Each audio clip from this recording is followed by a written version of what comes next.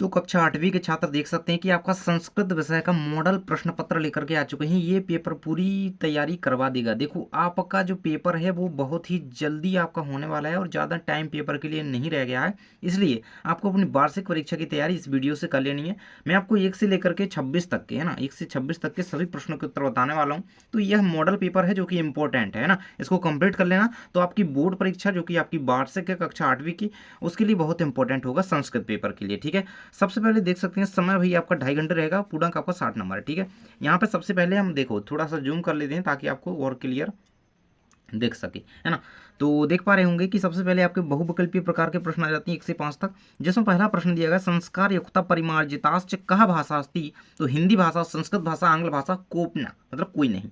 तो संस्कार युक्ता परिमार्जिताश्च, तो ये हमारी संस्कृत भाषा। अब भाई किसका पढ़ रहे हो? संस्कृत का, संस्कृत भाषा याद रखना। ठीक है, और देखो इन सभी क्वेश्चन को करके जरूर से जाना, ये मत सोचना कि ये नहीं आएगा, ये नहीं नहीं, ये पूरे क्वेश्चन आपको करके ही जाने हैं क्योंकि यहाँ पे आपकी तैयारी हो रही है। ठीक है ना, तो इनको करके जाना। अगला क्वेश्चन है काल गणना कस्मिन् शास्त्रे, है ना। काल गणना, काल यानी कि समय, है ना, समय की गणना कहाँ पे की जाती है? तो ज्योतिष शास्त्रे। ठीक है, ज्योतिष शास्त्र इसका राइट आंसर है। अगला आचार परमो धर्म, सभी ने पढ़ा होगा आचार परमो धर्म। अधर्म तो पढ़ा नहीं, है ना, नीति भी नहीं, वार्ता भी नहीं, क्या आचार परमो धर्म।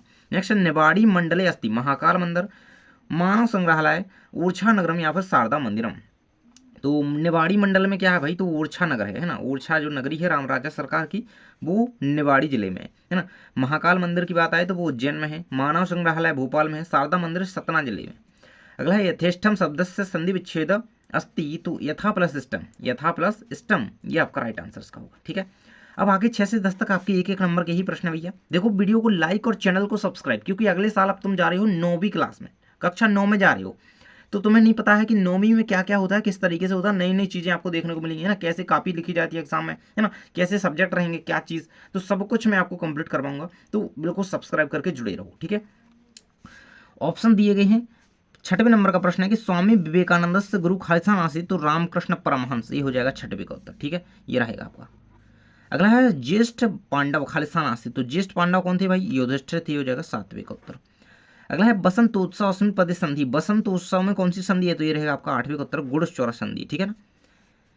चंद्रशेखर से जन्म खालसान अवत, चंद्रशेखर से जन्म मध्य प्रदेश से अवत। ठीक है, 9वें का। 10वां है आपका व्रतम यथा खालसान रक्षति, व्रतम यथा धर्म भयन रक्षति, तो ये हो जाएगा आपका 10 का आंसर। ठीक है ना, तो इस तरीके से आपके कंप्लीट हो जाते हैं। मैं सामने आंसर भी लिख देता हूँ, इसका लिखिएगा आप इस तरीके से, रामकृष्ण परम हंस। ठीक है ना। अगला है ज्येष्ठ पांडव, तो युधिष्ठिर है भाई, कौन है? युधिष्ठिर। नेक्स्ट है बसंतोत्सव, बसंतोत्सव में गुड़ स्वर संधि है, कौन है? गुड़ स्वर संधि, पूरा लिख लेना।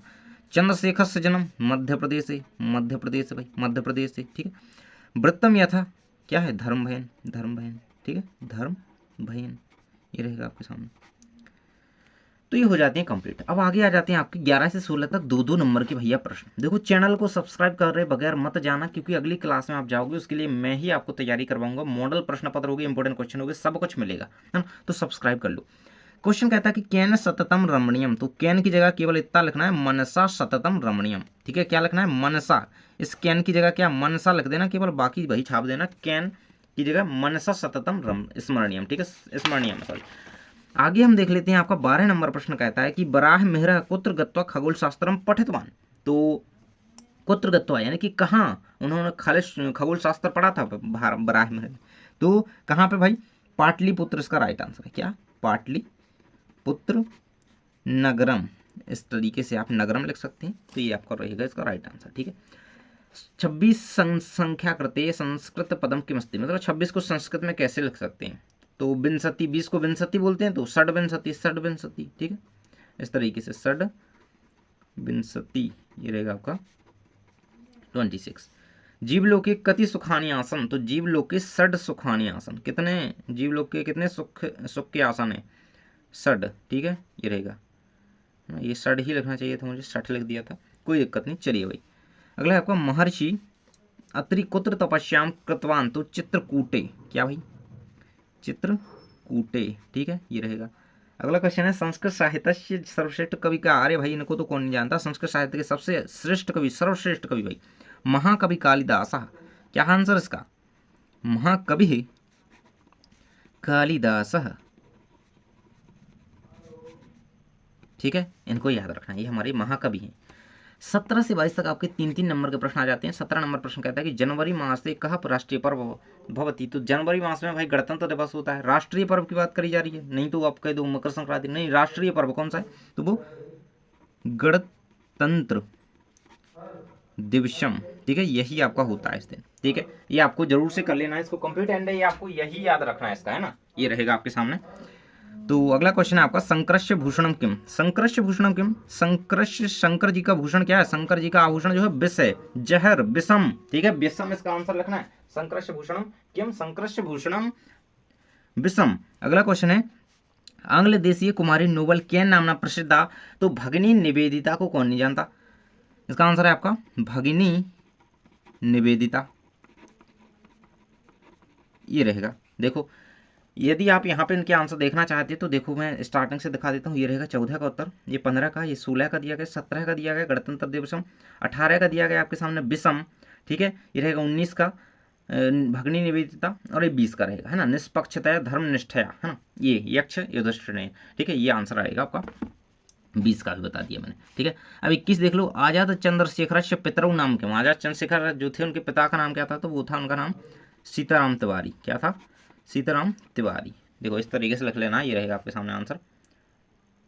माता का नाम जगरानी देवी, पिता का नाम सीताराम तिवारी। ठीक है, अगला क्वेश्चन का आंसर दिया गया है केन बिना भारतम भारतम नाही। तो आपने पूरा का पूरा ये श्लोक पढ़ा होगा कि बिना वेदाम बिना गीताम बिना रामायणी कथाम, तो इस तरीके से पूरा कंप्लीट करो, बिना कवि कालिदासम भारतम भारतम नाही। ठीक है, याद रखना।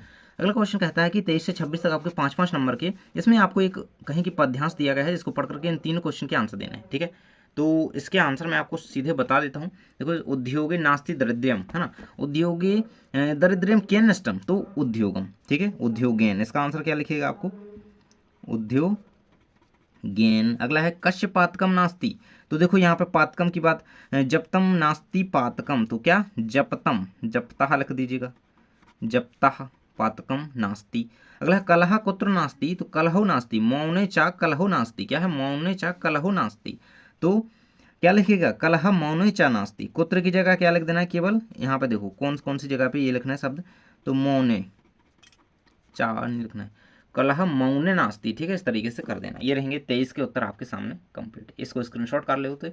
अगला क्वेश्चन आपका आ जाता है, एक और आपको कहीं कि पद्यांश के बाद गद्यांश दिया गया है, इसको पढ़कर 2 प्रश्नों के उत्तर देना है। अनूपपुर मंडली अमरकंटक नाम पर्वतो अस्ति, तो अनूपपुर मंडल में, जिले में अमरकंटक नाम का एक पर्वत है, स्थान है। तत एव नर्मदा प्रादुर्भवती, मतलब नर्मदा नदी का उद्भव वहाँ से हुआ है। अनूपपुर मंडली किम नाम पर्वतः अस्ति, तो अमरकंटक, अभी हमने पढ़ा है ना।